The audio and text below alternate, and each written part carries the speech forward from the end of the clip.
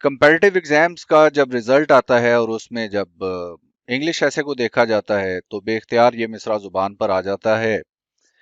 लाखों ही मुसाफिर चलते हैं, मंजिल पर पहुंचते हैं दो एक। ये सूरत हाल क्यों है?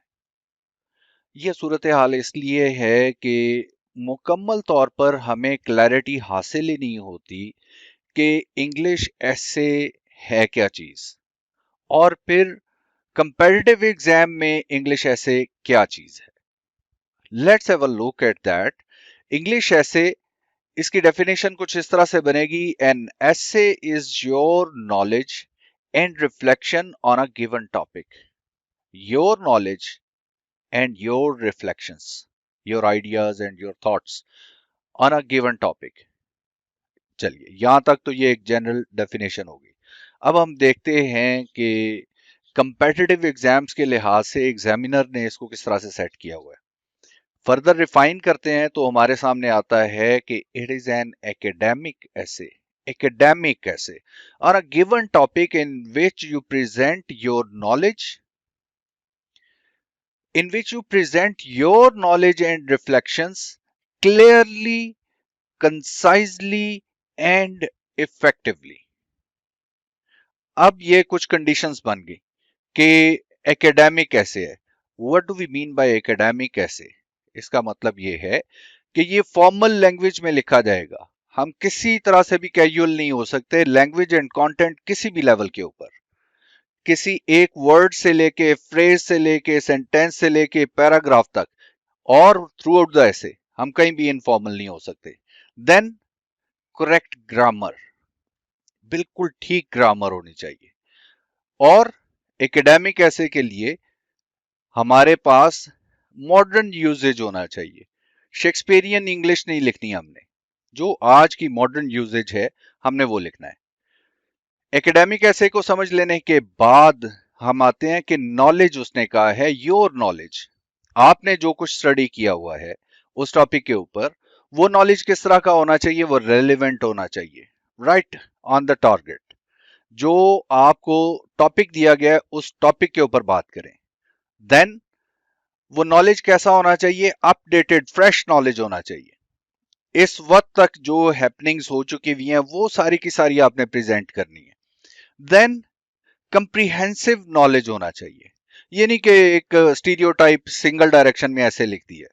आपके पास जो टॉपिक है उसके ऊपर जो प्रोबेबल अप्रोचेस हो सकती हैं वो सारी की सारी एक्सप्रेस करनी है। Okay, this is comprehensiveness. ये समझ लेने के बाद रिफ्लेक्शन से क्या मुराद है? रिफ्लेक्शंस आपकी अपनी थॉट्स उस टॉपिक के ऊपर क्या हैं, your thoughts, then your analysis. आपने जो बातें पढ़ी हैं और जो लिख रहे हैं, आपने उनसे एनालाइज क्या किया है। It's not the matter of cramming के जो कुछ रटा लगाया लिख दिया, चलो जी इंग्लिश लिखी हुई है, माई बेस्ट फ्रेंड का ऐसे आ गया लिख दिया, एग्जामिनर पास करेगा। It's not like that. आपने अपडेटेड नॉलेज लिखने के बाद उसके साथ साथ अपना पर्सनल टच देना है कि what do you think about this topic. आपकी थॉट्स, आपके analysis, then your ideas and your conclusions, what do you conclude from it, and your vision of the topic. आप इससे क्या फोरसी करते हैं? These are the reflections. ये समझ लेने के बाद हम नेक्स्ट जाते हैं कि इस डेफिनेशन के अंदर ये बात हमें समझ आ गई कि एकेडमिक ऐसे तो ये है ही। एकेडमिक ऐसे होने के बाद हमने इसमें ये कहा कि हमारा नॉलेज और हमारी रिफ्लेक्शंस क्लियर, कंसाइज और इफेक्टिवली प्रेजेंट करनी चाहिए। क्लियरली, कंसाइजली और इफेक्टिवली प्रेजेंट करनी चाहिए। तो इस डेफिनेशन में दो वाजे पोर्शंस हमें नजर आते हैं। नॉलेज और रिफ्लेक्शंस वाला एक पोर्शन है, इसको हम कहते हैं कि ये आपका कंटेंट है, यानी जिस चीज पर एग्जामिनर ने 50% मार्क्स देने। और ये क्लैरिटी और कंसिजन और इफेक्टिवनेस, ये क्या चीज है? This is how you present your content. ये प्रेजेंटेशन है। और प्रेजेंटेशन कितनी ज्यादा इंपॉर्टेंट है, जस्ट इमेजिन आपने बहुत अच्छा खाना पकाया, बहुत ही जबरदस्त, इंतहाई आला। ठीक है जी, उसकी अरोमा से जो एपिटाइट आसमान पे जा रही है, बिल्कुल बजा हो गया। अगर आप उसे आने वाले मेहमान के सामने फर्श पर फेंक देते हैं, बहुत अच्छा खाना, और कहते हैं खा लो, कभी वो खाएगा? Not at all, not at all. ये है फर्श पर फेंक देना प्रेजेंटेशन। ठीक हो गया। उसके बाद आप अच्छी चीज में रख के उसे पेश करते हैं, बट पेश करने का अंदाज ऑकवर्ड है, आप उठा के दूर से चीजें जो है वो फिसलाए जा रहे हैं।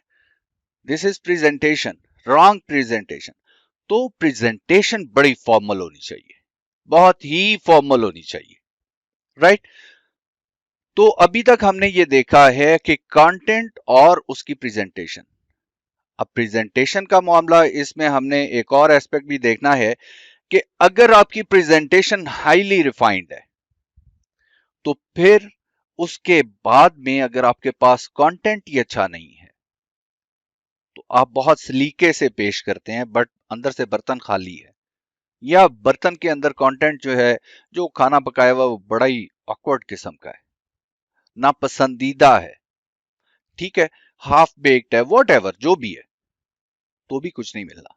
ये दोनों चीजों का कॉम्बिनेशन है ऐसे, आपका कंटेंट और आपकी प्रेजेंटेशन। मैं प्रेजेंटेशन को फर्दर एम्फेसाइज करना चाहूंगा कि प्रेजेंटेशन का मामला इतना इंपॉर्टेंट होता है कि जस्ट इमेजिन कि हम ढाबे पे जाते हैं और वहां चने खाते हैं, कॉलेज लाइफ में बहुत ही, I also enjoyed a lot. अच्छा, उसके साथ में वो सैलेड देता है और उसके अंदर वही खीरे, वही टमाटर, प्याज और ब्ला ब्ला, मतलब चीजें डाली हुई होती हैं, and he charges nothing for that. और वही आप 5 स्टार होटल में चले जाएं, सैलड डिमांड करते हैं and they charge a lot. What's the difference? क्या 5 स्टार होटल में जो खीरे हैं और गाजरे हैं और चुकंदर है, क्या वो आसमान से आ गया है?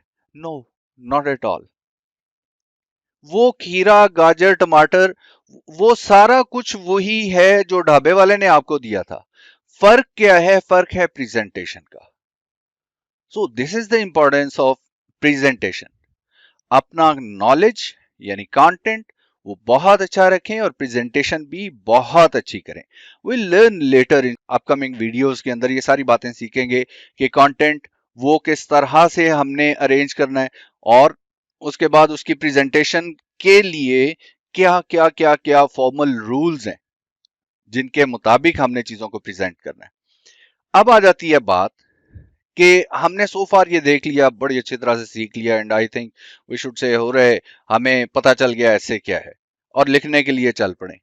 मेरा एक आपसे क्वेश्चन है कि ऐसे आउटपुट है, and for any output don't we need any input? किसी इनपुट के बगैर ही आउटपुट हो जाएगी? यानी किसी मनी बॉक्स में हमने डाला कुछ नहीं और हम उसके अंदर कोशिश कर रहे हैं उसमें से निकल आए बाहर? इट्स इम्पॉसिबल, इट्स इलॉजिकल, ठीक है ना? तो ऐसे एक आउटपुट है, उस आउटपुट के लिए हमें लाजमी तौर पर इनपुट दरकार है, और अच्छी इनपुट दरकार है। उसके बाद में, उस इनपुट को लेने के बाद में मामला आता है उसको प्रोसेस करने का। ये मनी बॉक्स वाला किस्सा भी नहीं है। अगर आप इसको मनी बॉक्स इमेजिन करते हैं कि जो कुछ पढ़ा है वो अपने माइंड के मनी बॉक्स में डाली जाए और एग्जाम में जाके निकाल दें, तो दैट इज क्रैमिंग। इसको असातिज़ा ये कहते हैं अल्फाज की वॉमिट कर देना। एंड इमेजिन एग्जामिनर को उस अल्फाज की वॉमिट से महसूस क्या होगा। तो ये नहीं हो सकता, वो बंदा नहीं पास हो सकता। अच्छा, मनी बॉक्स वाला फार्मूला भी हमारा गलत हो गया। इसके बाद हम चले जाते हैं, जस्ट इमेजिन, ठीक है जी, एक देग है, उसमें आपने इंग्रेडिएंट्स डाले, उसको एनर्जी दी है, अपनी माइंड एंड सोल की एनर्जी दी है, उसको प्रोसेस किया है, और उसके बाद वो एक बेहतरीन डिश बन गई। सो ये हम अप्लाई कर सकते हैं कि सिर्फ इनपुट काफी नहीं है। ये नहीं हो सकता कि आप लहसुन, प्याज, अदरक और मतलब वेजिटेबल्स वो सारी काट के एग्जामिनर को दूर से मार रहे हैं, ये लो पकड़ो, ये लो दूसरा इंग्रेडिएंट आया, ये लो। वो क्या करेगा? वो कहेगा FAIL, टक, चलो सारी उम्र के लिए सड़कें नापो। So it's not possible. क्या ऐसे नहीं कर सकते हम कि जो इनपुट आई है वो डजन से एग्जामिनर को मार दें? उसको प्रोसेस भी करना है।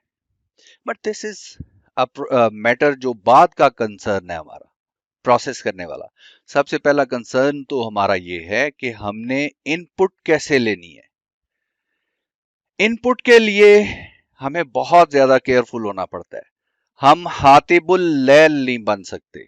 ऐसा आदमी नहीं बन सकते कि जो जंगल में रात के वक्त जो है, तारीक रात है और तारीक रात में वो लकड़ियां चुन रहा है, तो लकड़ियां चुनते हुए लकड़ियों के साथ कब वो एक सर्दी का मारा हुआ सांप भी उसने उठा के अपने डाल लिया है, या डालने की कोशिश में डंग मारा गया उसको, या गंदगी को ही उसमें हाथ पड़ गए। हातिबुल लैल नहीं हो सकते हम। बहुत ही विजिलेंट और बहुत ही अलर्ट होके हमने पढ़ना है। सही कीमती चीज, वैल्यूएबल थॉट्स हमने इकट्ठी करनी है, सिर्फ सिर्फ और सिर्फ।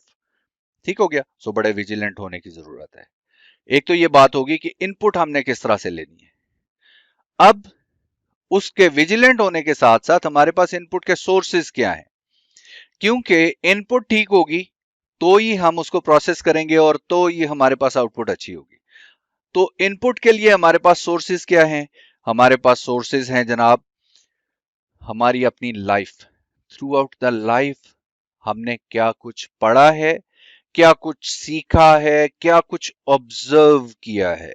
This is very much observation, that is very much important. तो ये सारी चीजें आपकी पूरी लाइफ, वो आपकी लर्निंग है for these exams, comparative exams. अच्छा, इनपुट एक ये हो गई। देन इनपुट का दूसरा सोर्स हमारे पास क्या आ जाता है? Book reading. बुक रीडिंग और उसके साथ साथ नेचर को ऑब्जर्व करना, लाइफ को समझना, नेचर को समझना, नेचुरल फिनोमिना को समझना, and so on so fourth. ये है इनपुट। एंड देन हमारी ये 5 सेंसेस, जिनको मेरा एहसास जाती तौर पर, चले मेरे एहसास को छोड़ दें, हेलन केलर क्या कहती है? वो नाबीना भी थी, बोल भी नहीं सकती थी, सुन भी नहीं सकती थी। वो ये कहती है, सीइंग सीइंग सी लिटिल। ठीक है ना? सो दैट्स इनफैक्ट है ये रियलिटी। तो हमें अपनी 5 सेंसेस को भी यूज करना है। ठीक हो गया। And above all, this is not something robotic कि ये आर्टिफिशियल इंटेलिजेंस, बहरहाल अब तो वो भी बहुत आगे चली गई है।